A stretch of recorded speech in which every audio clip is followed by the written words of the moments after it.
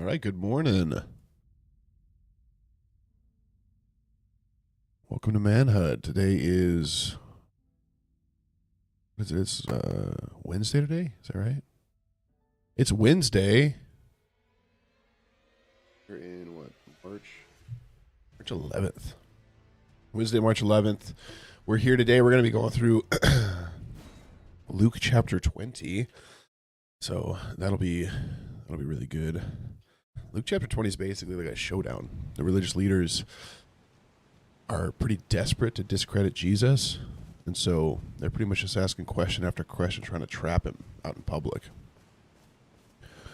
Right? They're asking, like, who gives you authority? Should we pay taxes to Caesar? What about the resurrection? But every time they try to trap him, Jesus flips the conversation and exposes the real issue, that they aren't actually searching for the truth, right? That they're protecting their power. And by the end of the chapter, Jesus asks a question of his own. And that's who is the Messiah really. So Luke 20 really isn't just about like the arguments, but it's about him reasserting his authority. It's good stuff. So we'll get into that in just a minute. Before we do, proverb of the day is Proverbs 3, starting in verse 11, which is, my son, do not despise the Lord's discipline. Bruce, thank you for liking it. Be wary of his reproof, for the Lord reproves him whom he loves, as a father the son in whom he delights.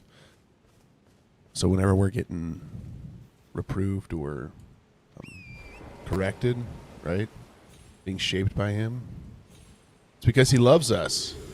It's good stuff.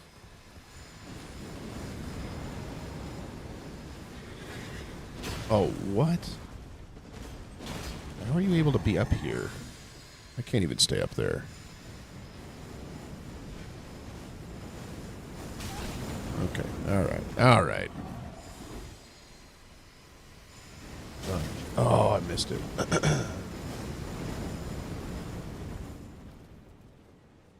All right, we got the gratitude minute here now. 3 things we're thankful for. If you're here and you want to throw something in, you're welcome to.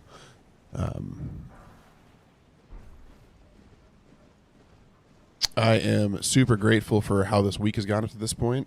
It's been a very intense week, very, very busy, but it's been good. We're making lots of good progress. Oh my goodness, he is throwing that stuff down. But it's been very good. It's been blessed and not boring at all, that's for sure. So that's been good. I am just super grateful for, I guess what I'll say is I'm very grateful for like the outward, my outgoingness, because I don't think that's self-created, but I'm very, very able to just talk to people, and I'm grateful that that's not a terrifying prospect for me. I think we got to jump down there. Maybe go over here first. All right, third thing. We've got some friends that live right down the street from us, and I'm super grateful for that. It's pretty cool to have like built-in people to hang out with, you know. And yeah, that's a fairly new thing here in the last, 6 or 8 months. But it's been a huge blessing. All right, we're going into, if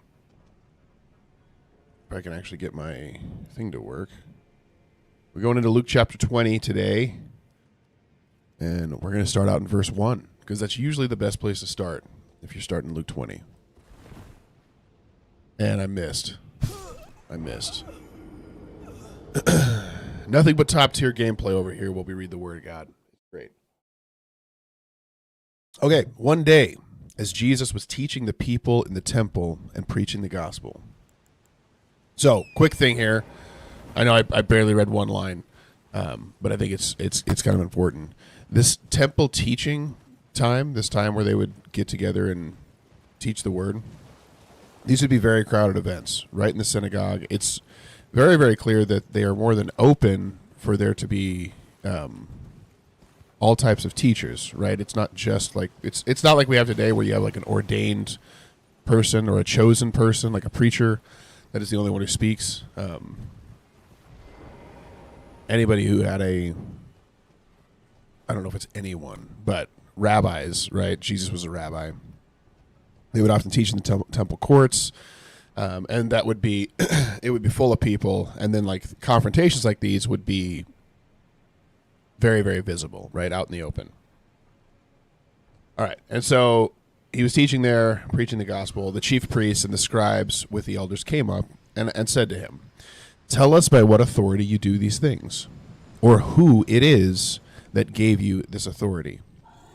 Something else that I've learned recently, this may not be actually like totally connected to this story, but I found it really, really interesting. I started reading some stuff from Josephus, the Jewish historian, during the time he was actually born after Christ died. But what is really, really interesting is chief priests were often political figures. And during the war afterward, they became like military leaders as well, which I find super interesting. Flesh Fighters, thank you for following. Welcome. And so these guys, these chief priests would have been political. Some of them would have been military. So some of them would be on the side of like, they would be tied to Roman authority, right? At this time, Rome is occupying the space. And I got to jump this time. Watch this. There we go. We landed on it now. So some of them would have been for Rome, and then there was other priests that were coming together in like opposition to Rome, trying to structure essentially a revolt or a rebellion. But they were like political leaders as well. As it's not the same as it is today, where they're just like religious authority, right? Where what we would call like a pastor in the Protestant space, or a priest in the Catholic space. They seem to be much more all encompassing. But they come up to Jesus and they say, "Tell us, by what authority do you do these things, or what has given you the authority?" And he answers them, right? So he sees through this as a trap because he's Jesus and he's awesome. And he says, "I will also ask you a question. Now tell me, was the baptism of John from heaven or from man?" Oh man, how do I get down there? Probably like this.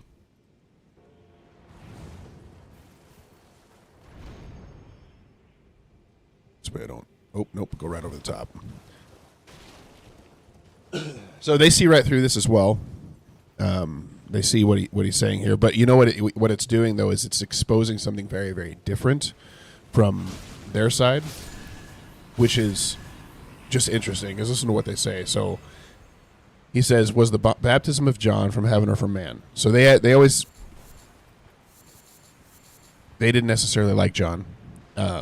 And they discuss it with one another, saying, "If we say from heaven, he will say, 'Why did you not believe him?' So if we acknowledge that his baptism was from God, it was from heaven, then they're going to freak out because we wouldn't accept him during his time alive. But if we say from man, all the people will stone us to death, for they are convinced John was a prophet." So taking into account... Hey, we did it. Good job. Look at that. We got it. Taking into account that what they're saying here, they care much more about the view of the people than about what's actually true, right? That's their fear. Their fear is not whether or not they're actually correct. It's whether or not they're going to be accepted by the people that are surrounding them. And so it's a showcase of their heart, even though they're not answering the question directly. It's showcasing, hey, here's where their heart actually is. Here's where their mind actually is at, which is just a self-protection away from the ire of the people. And they've lost this component of leading the people into truth, right? They're supposed to be the ones who are pursuing truth, being intercessors for these people. And now they're essentially just holding onto their power and authority and trying to answer questions in a way that lets them maintain it. And so Jesus says to them, so they answer that they did not know where it came from, so they couldn't be caught up in this. And Jesus said to them, "Neither will I tell you by what authority I do these things." And he began to tell the people this parable. He said, "A man planted a vineyard." Hold on, I gotta wipe out these little apparition guys. Watch this.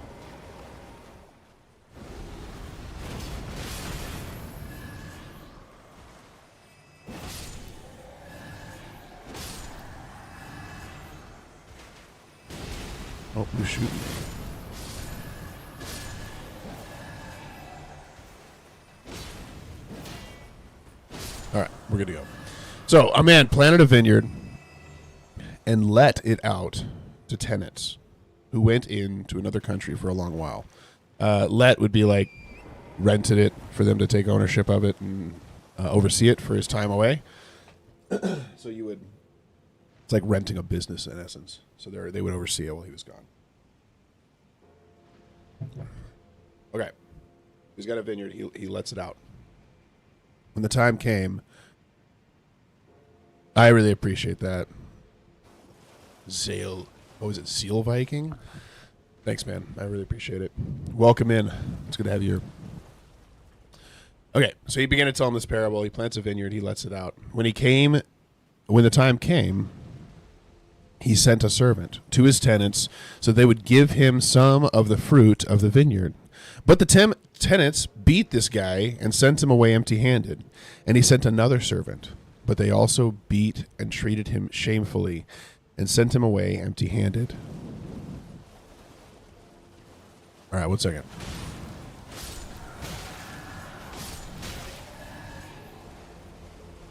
Should we do this thing? I don't really need it at this point. I don't know. I don't even know what to duplicate. So he sends another servant, but they also beat him, treated him shamefully, sent him away empty-handed. And then it says, and he sent yet a third. This one they also wounded and cast out. And the owner of the vineyard said, "What shall I do? I will send my beloved son. Perhaps they will respect him."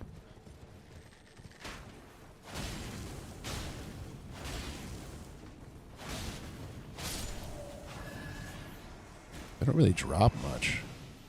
All right. So I know I'll send my son. They haven't respected my servants, and they've treated them horribly. But they'll take care of him, the heir to my estate. Not that. All right. Oh, that was just health. Oh no. Okay. All right.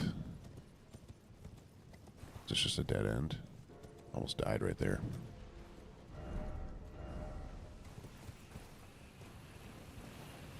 Just jump over top of it. See that?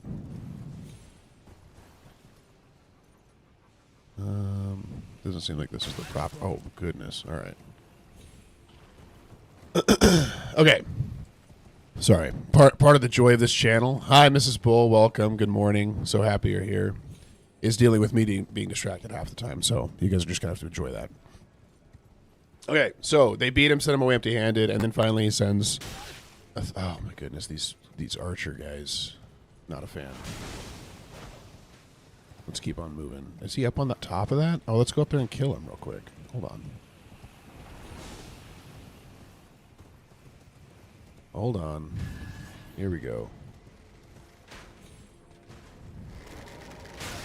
Okay, I feel like I should have been invincible for that moment. Ouch. Okay. I keep trying to lock onto him and it locks away from him. Thank you. All right.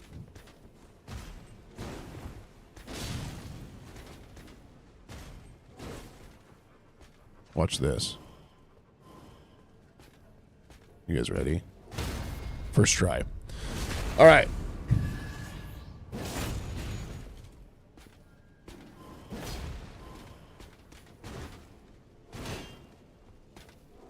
There we go.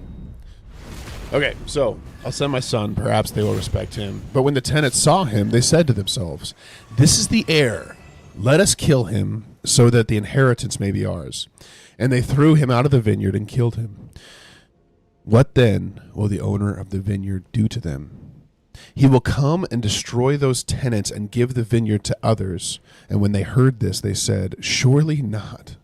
But he looked directly at them and said, "What then is this that is written? The stone that the builders rejected has become the cornerstone. Everyone who falls on that stone will be broken to pieces, and when it falls on anyone, it will crush him." Okay, there's a lot to dig in here. So this story, right? Just the base root meaning of what's going on. What are these here? Let's see. Oh, okay. just telling me about that. Oh, I just fell off a cliff. Oh, my goodness. Okay. Watch this. Nope. We'll be all right. We'll be all right. We'll get back up there. So base root meaning of the story, right? This is talking about the people of Israel and the religious authorities, right? Those put in charge of the quote-unquote vineyard is essentially what's being discussed here, right? So he's like, hey, in the same way that this tenant came in and took over for the master of the vineyard, that is what's happening with the religious authority of the day, right? These religious leaders, is they come in, they're given authority over God's vineyard, over God's people, to be an intercessor for them. And they're expected to take care of it, to give to God what is God's, and to tend to the people that are, the people of God.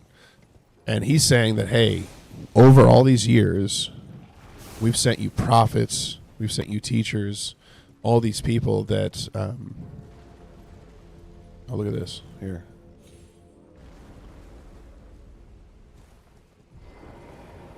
I didn't realize that was where I was headed.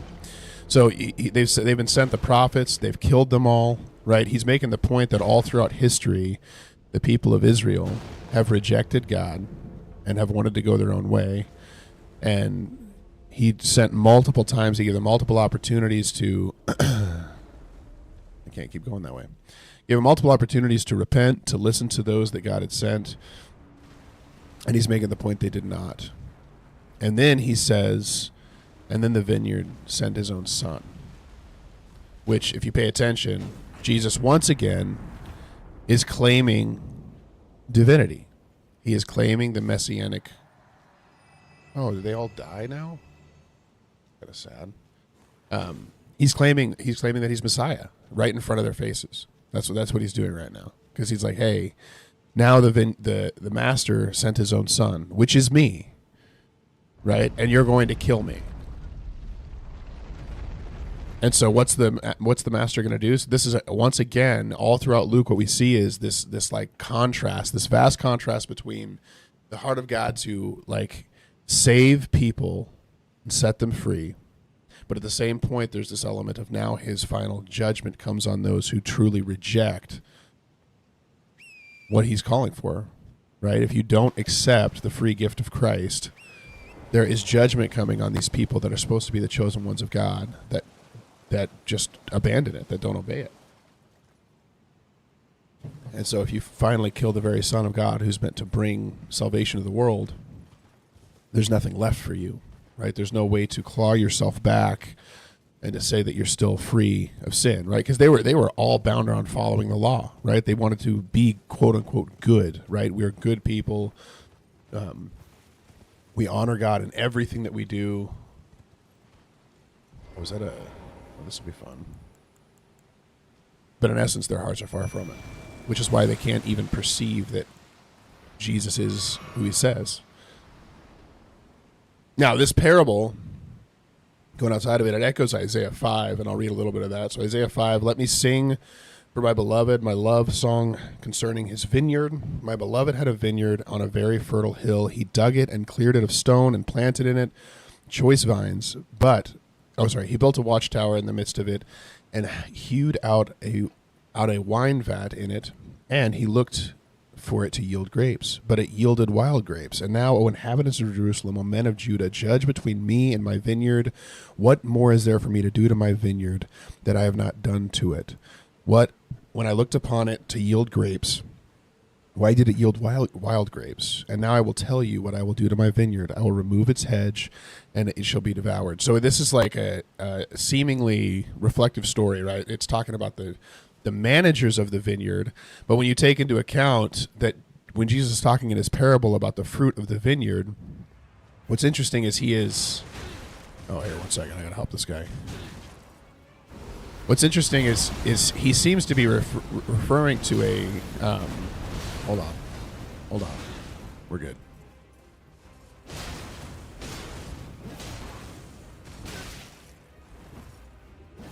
A very reflective vineyard story, right? Because he's saying, hey, he's sent to those masters of the vineyard, right? These these religious leaders for some of the fruit. So he's like, hey, show me the fruit of what you guys are doing. Back here in Isaiah, God is referring to the people of Israel as the fruit of a vineyard, right? And so this seems to really reflect that story there. That looks cool. I wonder if I can use that. And now he's taking that story of this, like, hey, the vineyard is not bearing good fruit, and he points it back at the religious leaders of the day. Hi, Angeli. Hey, weren't you on, I think you were on TikTok before, if I'm not wrong. Or am I wrong? And you've always been on YouTube. But welcome in. I'm happy you're here. It's great. Okay, sorry. And then he ends with, there's more to talk about. There's a lot to talk about here. So they say to him, hey, surely not. He won't be cut off and thrown away. And what I find interesting, he looks directly at them and he said, what then is this that is written? Morning, Bull. Welcome, man. Happy to have you here. The stone that the builders rejected has become the cornerstone. Okay, cool. Well, welcome on YouTube. I'm happy you're there. Everyone who falls on that stone will be broken to pieces. Viking, that's an interesting question. I don't know that these parables can be interwoven the way that we would often like to. Because yes, Jesus is the vine, right? I am the vine, you are the branches, right? Like we're multiple times told that Jesus is like this life-giving source, and I mean we're told like you're a part of this tree. You've been grafted in. Others have been cut out, but you can be grafted out. We're also told that at times we're the soil, right? It's like, hey, a sower went out to cast seeds, and what kind of soil does it land on? And in that parable, we're actually the soil of the ground. So I'm not sure it fully crosses that clearly, but there is a case made. Yes, Jesus is the vine. The Father is the vine dresser in a separate parable. I don't know if they flow in and out like that completely smoothly or not, but it appears so. Like this parable, like God is the owner of the vineyard, but in this parable, Jesus is not the vine. Jesus is actually the Son sent that they're going to kill. Oh, cool. We could be a Crucible Knight. That sounds fun. Okay, sorry. So we just read. I keep distracting myself.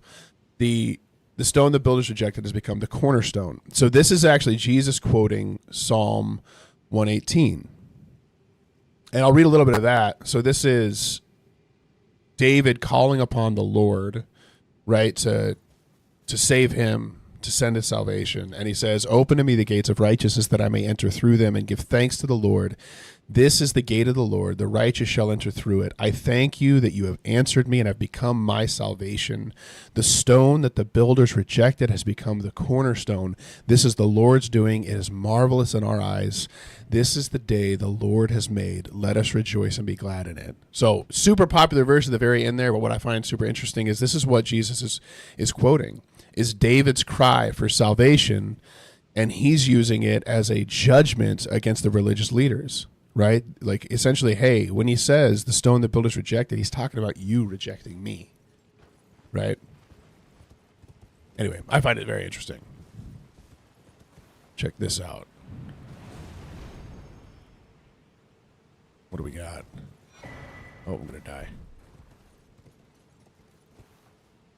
I'm going to go down here. We'll jump back up. Okay, I don't know how to do... I started progressing Ronnie's quest line, but I don't know how to do the next step of it because I feel like I've been all over the underworld and I don't know where it is. So we'll just keep reading. Everyone who falls in that stone will be broken to pieces, and when it falls on anyone, it will crush him. Now the scribes and the chief priests sought to lay hands on him at that very hour, for they perceived that he told this parable against them. And they were correct, but they feared the people. So they watched him and sent spies who pretended to be sincere, that they might catch him in something he said. Andres, thank you for following, man. Welcome.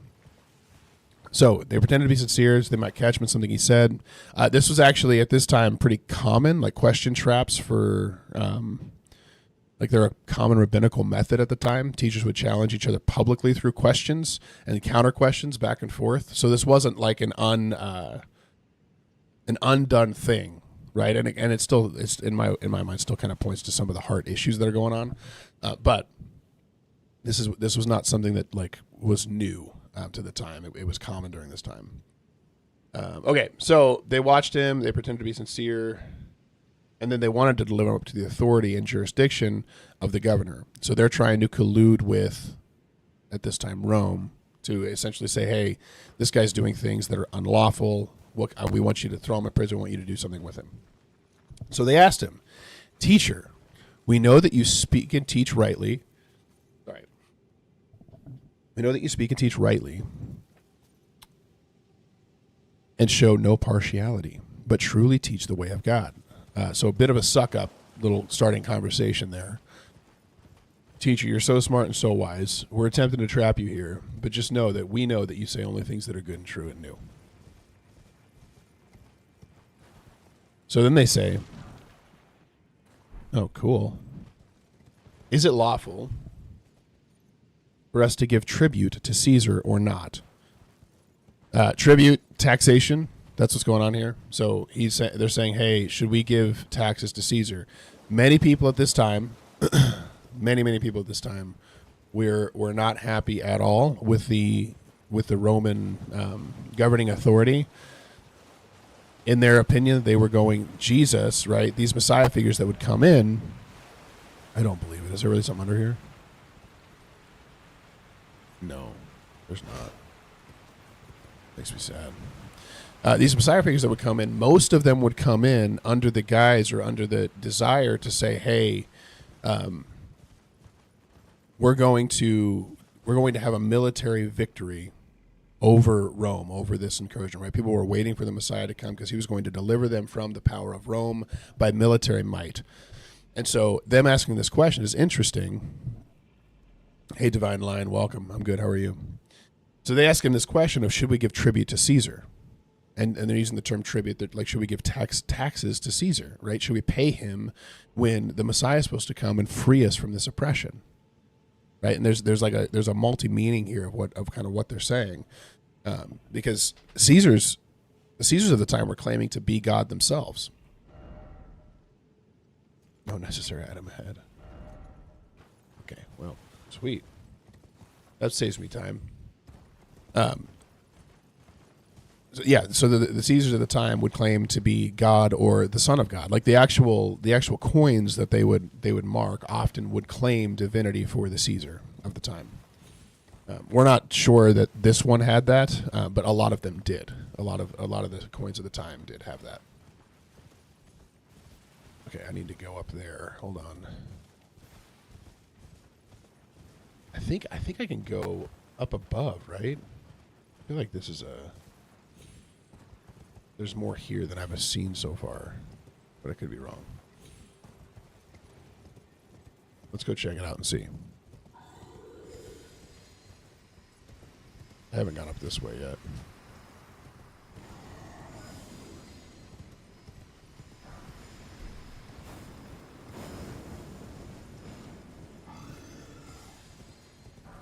Okay. So they say, is it lawful for us to give tribute to Caesar or not? But he perceived their craftiness and said to them, show me. Oh, my goodness. I didn't know he could throw up that far.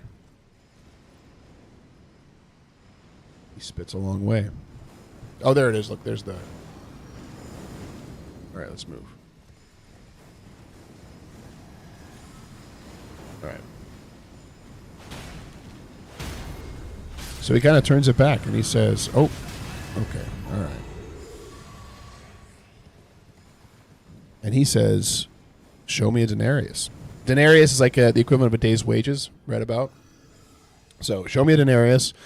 Whose likeness and inscription does it have? And they said, Caesar's, right? And once again, we don't know this for sure, like this one they were looking at did, but a lot of times the inscription would say, Son of God. So it was both a question about the right that Rome had to rule and govern over them and their desire to be free from it, as well as oftentimes a claim to divinity coming from from the Caesar, right? So it's like double problematic because you're essentially paying homage and in essence like partaking in some element of worship to a Caesar, which would have been seen as like sacrilege, right? And so they're trying to trap him one way or the other. And so he says, hey, whose likeness and inscription is on it? And they said, it's Caesar's. And then he said to them, then render to Caesar the things that are Caesar's, and to God the things that are God's. Right? So he's totally changing this this conversation into, hey, I don't really care. Go and give to Caesar the things that have Caesar's face on it, but the things that have God's face on them, right? In the context of what we've just been reading about the vineyard, right? The story of the vineyard. This is alluding back to this, right? Hey, algorithm, welcome. That's a cool name. And there's a chance that I'm not seeing this exactly the way that Jesus intended it, but what I see is what he's saying is like, hey, I don't care about that. Go give to Caesar his money. That's not going to bother me. He's sitting in authority over a place, and that's a short-lived time. We've already talked about the fall of that empire. But are you giving to God what is God's? Are you bringing him the people of God? Are you interceding for him? Or are you using your position of authority as just a way to make profit, a way to make money, right? What is your heart condition here? Because you asking the question about these like taxations to Caesar, your heart's so far wrong in the first place. It's not like you're in a place of righteousness and then questioning, right? It's not like you're like producing fruit and then questioning whether or not doing this is going to lead you astray. It's like you're so far astray already. You're so far outside of the will that I have for you, the will that God, my Father, has for you, that it's like you're not in a position of righteousness, fearing for a chance that you may lose that. And so go render to Caesar what is Caesar's. Give him his taxation. I don't care. Are you actually giving the things to God that are God's? That's the question. Mystery, welcome back. I'm happy to have you. All right. And they were not able in the presence of the people to catch him in what he said, but marveling at his answer, they became silent. And this happens a lot. Jesus silences them quite often. Here, I'm just going to... I keep dying with stuff, so I'm just going to go ahead and do this. I think we need a little bit more. I should have done the math. I'm sorry, guys. We're going to reset down. We need 56.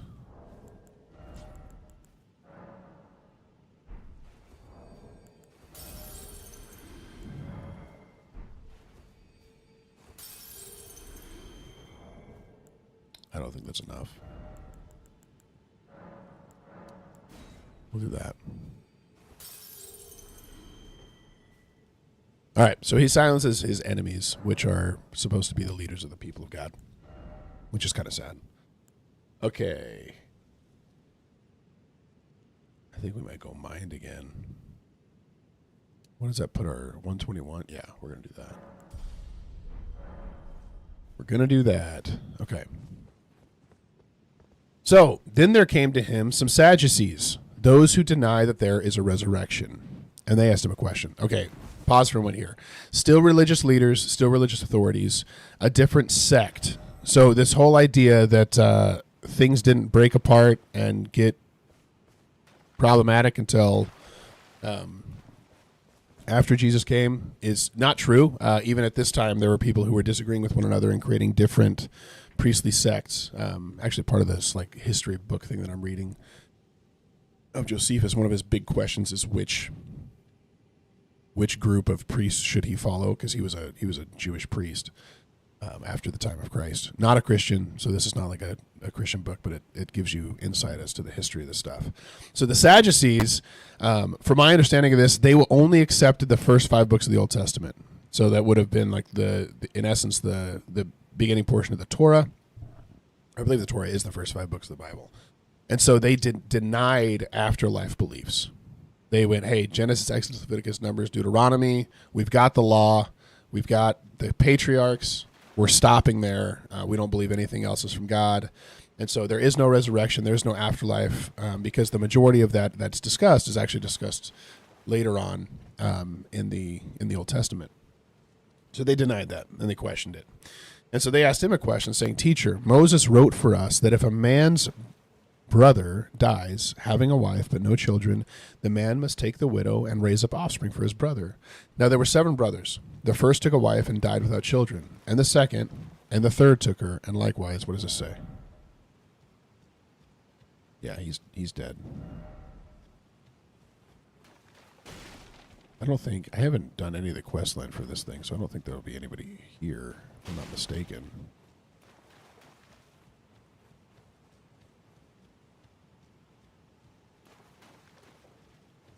There's a sending gate right there. Oh. Somebody's here. Okay, well. You guys can tell I'm really good at this game. Oh, man.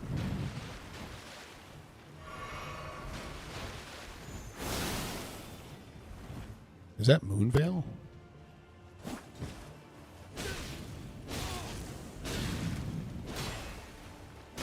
Well, that worked. PS Champion wasn't too strong. Is there more of them? Yeah, I knew it. Hold on. Drink.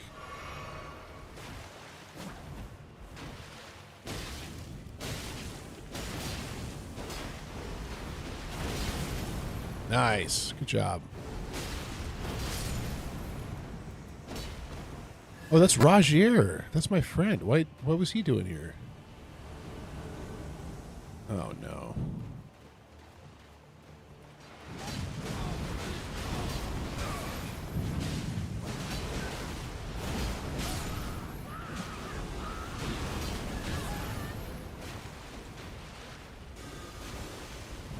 Oh, man. Well, attack him. I'm having to roll out of the way of this stuff. Oh, that killed him.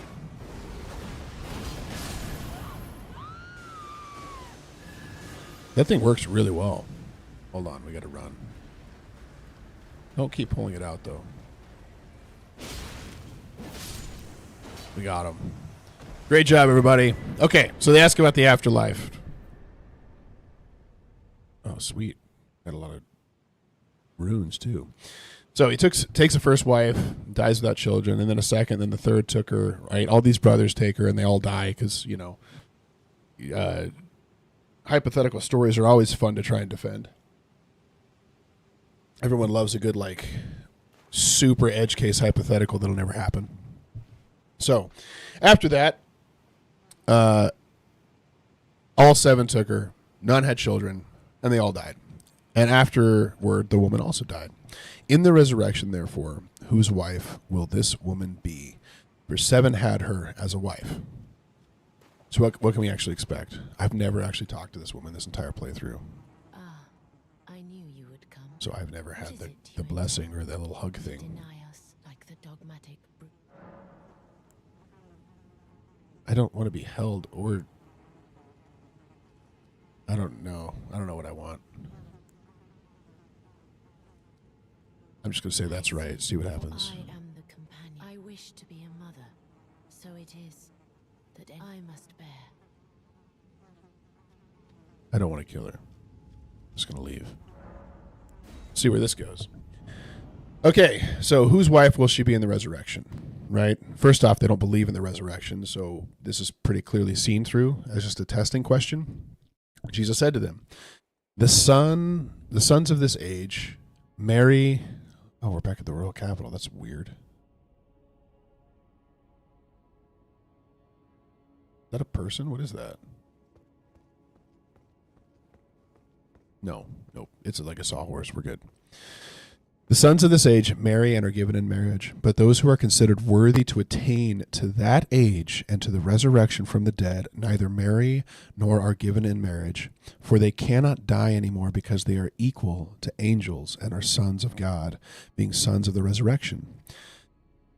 But the dead are raised, even Moses showed in the passage about the bush, where he calls the Lord the God of Abraham and the God of Isaac and the God of Jacob. Now he is not the God of the dead, but of the living, for all live to him. Pause there. Pay attention. He's referencing something in the first 5 books. utilizing it to point to the fact that, hey, you actually should believe in the resurrection, right? In your books that you agree to, Moses calls out that he's the current God of these people, right? These people that he claims are still living, that are still good. Where am I? Is this the very beginning of Landell? I think it might be.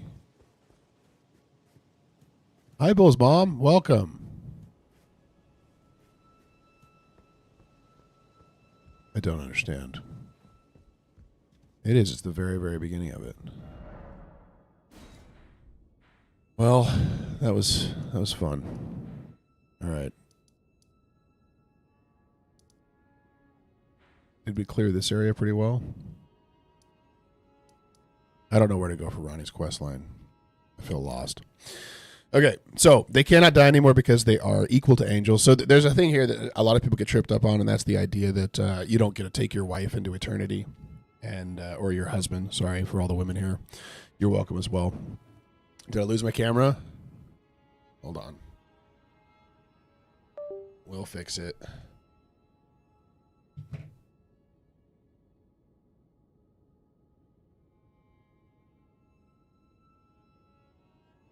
See if that does it.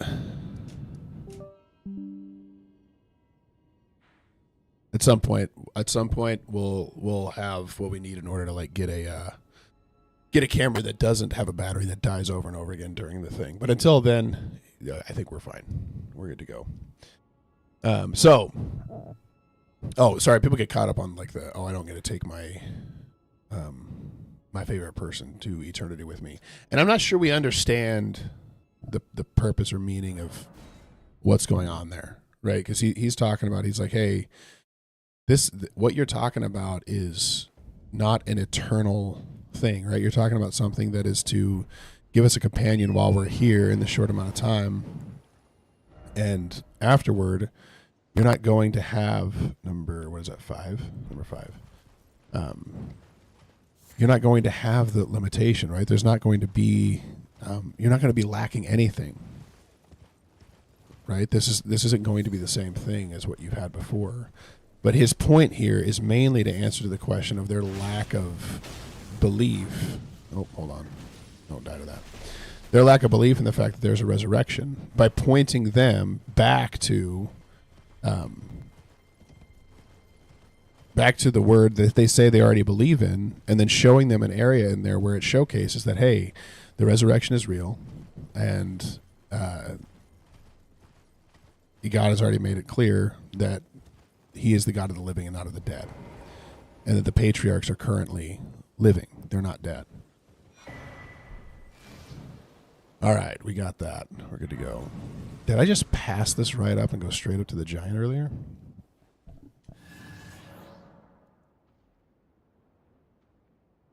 Okay. The dead are raised, Moses in the burning bush. Okay, yeah, we went through that because he uses Exodus to prove it.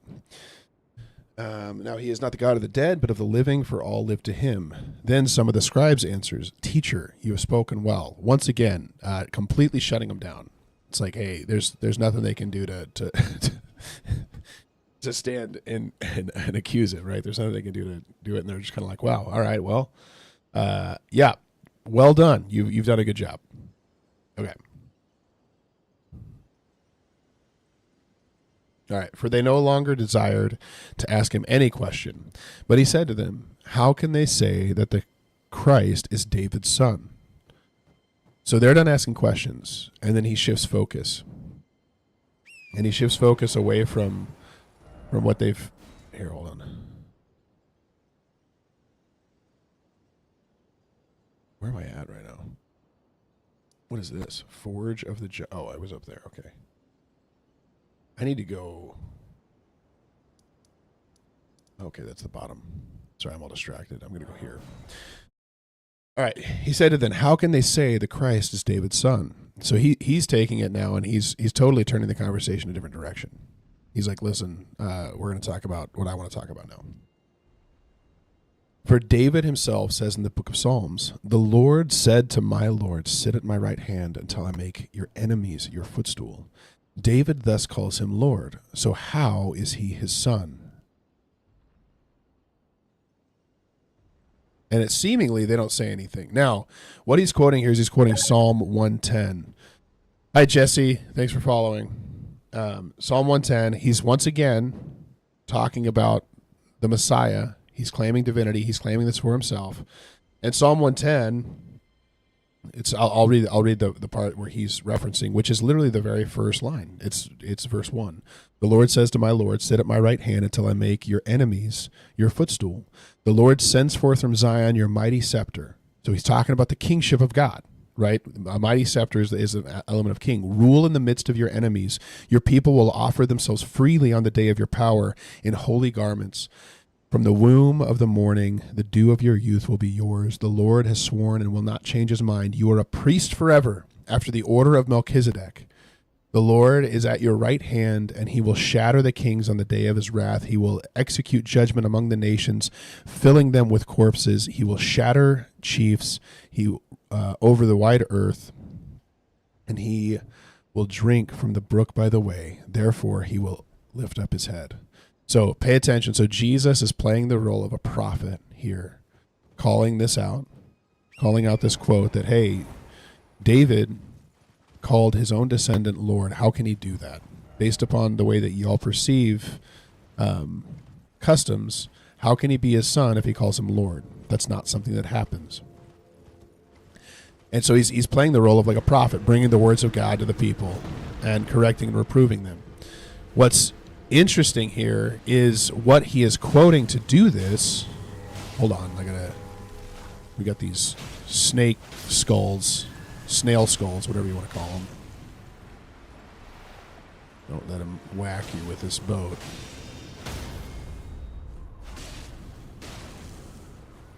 He's usually really powerful. Oh, I missed. All right, let's fill up real quick.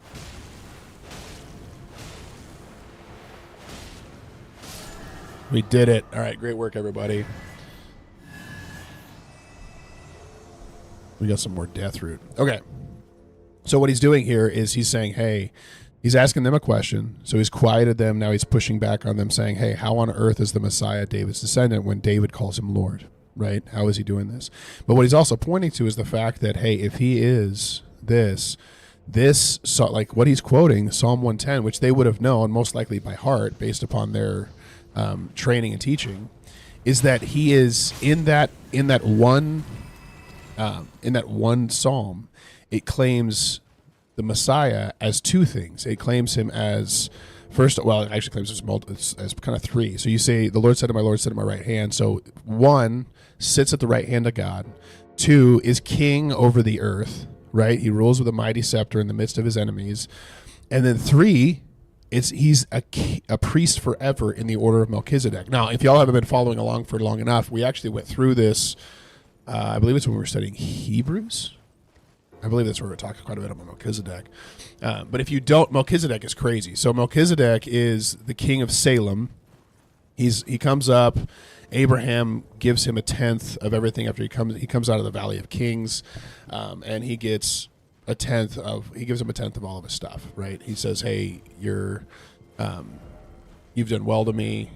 He shows, is this the Deathbird area? One second. I can't go in there while we're talking about this. This is too important. So, but the word Melchizedek, what's interesting is like it shows up, very mysterious figure, shows up in like one chapter in the Old Testament, and Abraham, before the priesthood is established, before any of the stuff, gives him a tenth of everything that he pulls. So he gives him a tithe. He comes as, his name literally means king of justice or king of righteousness, which is very, very interesting. Melchizedek, literally that's what that means. He is the king of Salem, or the king of Shalom, or essentially what you're looking at is the king of peace, right? He comes out of Salem. Salem means peace. And the word, if you guys don't know it, Jerusalem is just city of peace. So you have this high priest. It claims him as a high priest there. He is the king of righteousness, and he is the king of the city of peace, or the king of Jerusalem. comes out. This is before the priesthood has been established. This is before all the stuff has happened with Abraham all the way on down. And he's given a tenth. There are a lot of people who believe this is actually what's called like a Christophany, or hey, this is Melchizedek was actually a showcasing of Christ coming before he came in flesh on the earth to come and save us. He shows up to Abraham early on. There's a question about that, but it does say that he had no beginning and no end. And then here, when David's writing, David also clearly sees something really important out of Melchizedek, because he says, hey, you're a priest forever out of the order of Melchizedek. There was no beginning to Melchizedek, there was no end, and it's the same for you, right? And so this is the claim that, hey, he sits at the right hand of God.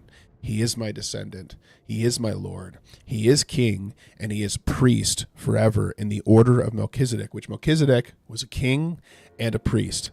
And so Jesus is claiming this for himself here. And he said, how can this be? Like, y'all answer me this. How can this be? How can you even look for a Messiah? In trouble. When David calls him Lord, but he's supposed to be the descendant of David. Ouch. Mormons call the priesthood the Melchizedek priesthood. Yes, I don't know that we have time to refute Mormonism to the level that we would be able to. They do call it that. They do also change a ton of the definitions on a lot of what they're referring to, because they have added literature that really changes kind of the root nature and meaning of a lot of what is what we know of. And so it's hard to have conversations about like how it's very similar, because when the definitions change, it's very, very hard to talk clearly with each other. I'm going to die. Here we go.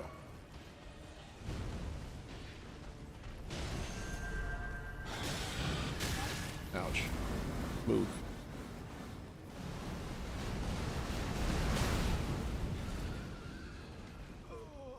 He died. Now it's only me and him.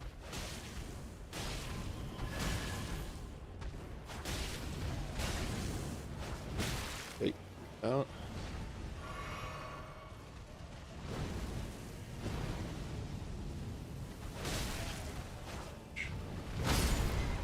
I feel like that was...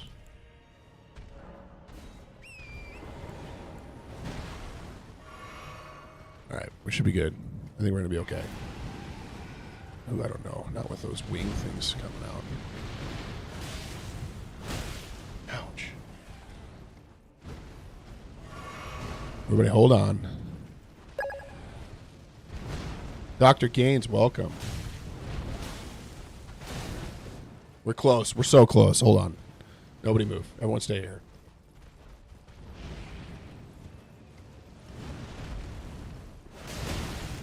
Oh, that's a rip-off. We got him. We got him. That was first try as well.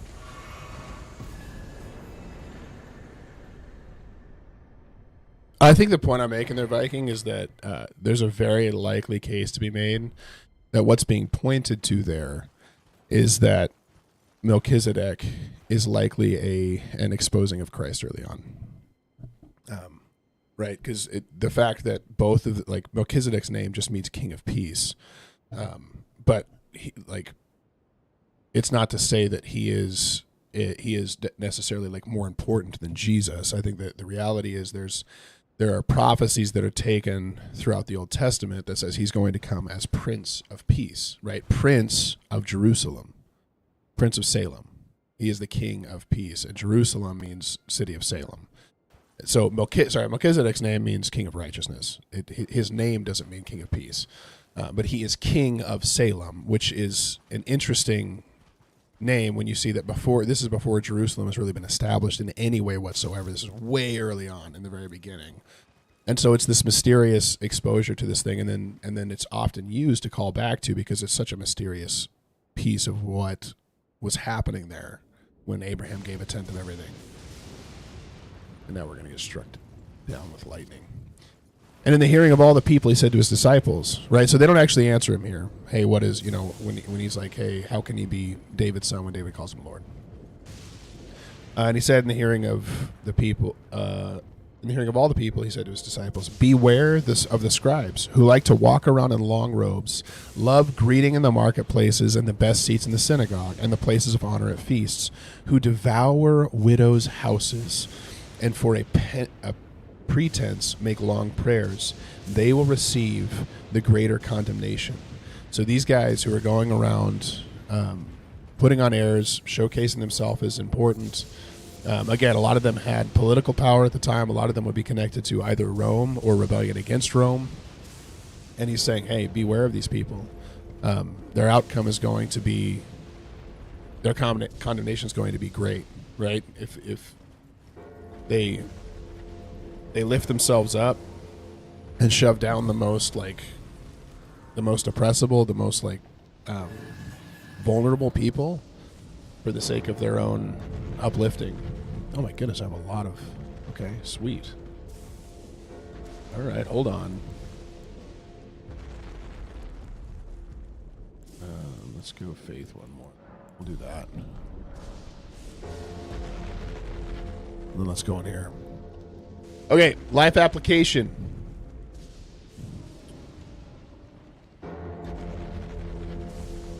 Couple things here, and then we'll split off. We got about 3 minutes left. So recognizing Jesus' authority shapes how we live, right? If we have a misunderstanding, somebody brought up Mormons. Mormons have a very different understanding of who Jesus is than we do. In their belief, Jesus is essentially the same as us. We're all spiritual children of God, and he is the same. We do not follow that. And Jesus is much greater than any of us are, right? We're not of the same being in any way. And so understanding who Jesus is, who he truly is a key importance in how we live our life and what we do. He's kind of trapped in the doorway there. We got him. Oh, there's another one. Hold on. He tried to trick us. All right.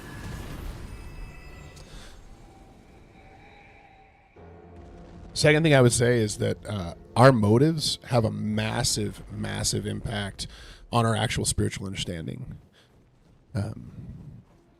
There is a ton that goes into whether we truly are humble enough to understand what Christ has for us and what God has for us in our life. And a big part of that is, hey, what is my motivation? What's my motivation of wanting to draw close to God? What's my motivation of reading his word? What's my motivation of prayer? What's actually driving me? Because if it's for self-gain, which is exactly what we're seeing here in this chapter, it's not going to amount to the outcome that we want, right? That's what the scribes and the Pharisees are for, and they couldn't even see who Jesus was, and he was flat out saying it directly to their face, exactly who he was, but they did not want to believe it because their motives were wrong. And we can have the same issue, right? If we're going in and I'm only seeking God because, times are hard right now and I need him to save me, and it's just for me to get cleared up, and as soon as things get better, all right, I'm back on it. I can abandon this whole thing, move back into the way of going because, hey, things are good again. I've pulled myself up. We're doing well. That's not going to lead to a level of spiritual understanding and growth that I want it to, right? The other thing is hey, God's kingdom cannot be manipulated. Even though there are people who are appearing to do so, it is not working, right? There are people who are leading people astray, who are doing all sorts of stuff, but the kingdom of God cannot actually be manipulated, right? God will have his way. He is not someone that anyone can stand against and can be spoken of. Oh, I hate the birds. I do not like the birds. I think these are worse than the dogs.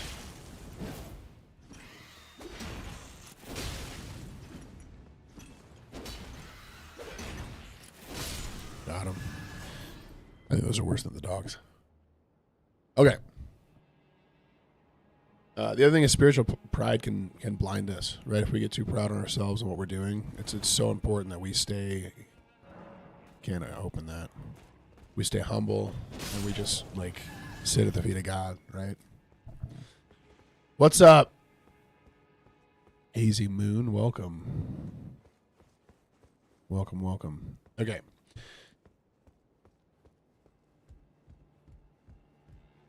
Oh, the other thing is one of the things that he talks through is that true devotion to Christ often does not fit with. Oh yeah, I'm happy to have you here. What is that? Is it a bat? Are you a bat? Oh, a bat. Okay, cool. Well, welcome, bat. That's what I'll call you. Hazy, it's going very well. We're actually just finishing up. We're a minute over.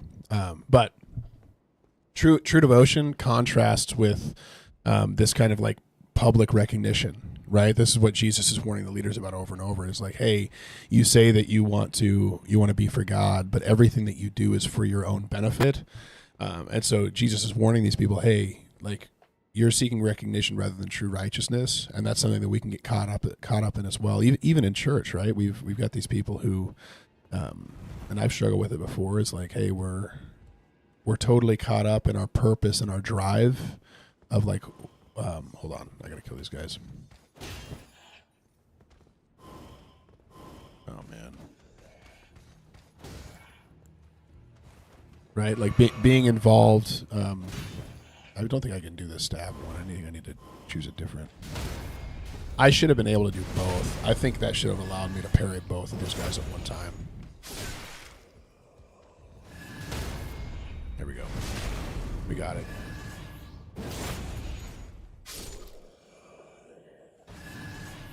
All right. The final thing I'll say here is, man, Jesus' authority. What he does, what he brings, I'm doing good. Lors Dube? Hold on. Jesus' authority exposes truth, and it also exposes when the motives of the heart are incorrect. And he does that for us as well, even today, right? Got him. I'm getting pretty good at parrying. I feel pretty good.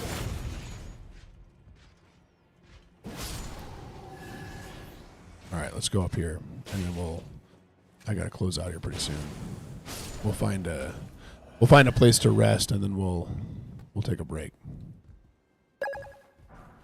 Bat, thank you for following. All right, can you see the chat? Yeah. I don't know how to say your name, Lors Dube. And I feel like I might be like saying an accidental cuss word or something, but I can see your chat. Thanks for being here, Bat. I appreciate it. Viking, I appreciate you staying the whole time, man. Thank you so much. Thank you all for being here and for being involved. We're going to be here tomorrow. We're going through Luke chapter 21 tomorrow, what's in Luke chapter 21? Oh, man, I'm stoked about this. Jesus foretelling the destruction of the temple is in Luke chapter 21. This will be good. So we'll be here tomorrow morning, 6:30 a.m. Central. That's 7:30 a.m. Eastern. That's 5:30 a.m. my time, which is like Mountain Time. If you happen to live in Pacific Time, you just don't go to sleep, and you can stay up until like 4:30 a.m. and watch. But we'll be here for an hour on that day tomorrow, and we'll be going through chapter 21. In the meantime, Eastern at 7:30 a.m. is when I start, and that's just assuming I wake up on time. We've got a newborn baby, so you guys can, if you want. Someone just brought up Discord. There is a Discord server. I think there's a link in the actual page. I'm terrible at using Discord, so I apologize in advance for my complete lack of understanding of how that works, but I was asked multiple times to make a Discord. Hazy Moon, thank you. Is it Hazel Moon? It's Hazel. I'm so sorry. Hazel Moon. Thank you for that encouragement. In the meantime, though, keep Christ the center focus of your life. Stay in step with the Spirit, and we'll see you guys tomorrow for Luke chapter 21 here at 7:30 a.m. Eastern for Bat. All right? Okay. Peace out. You guys have a good day.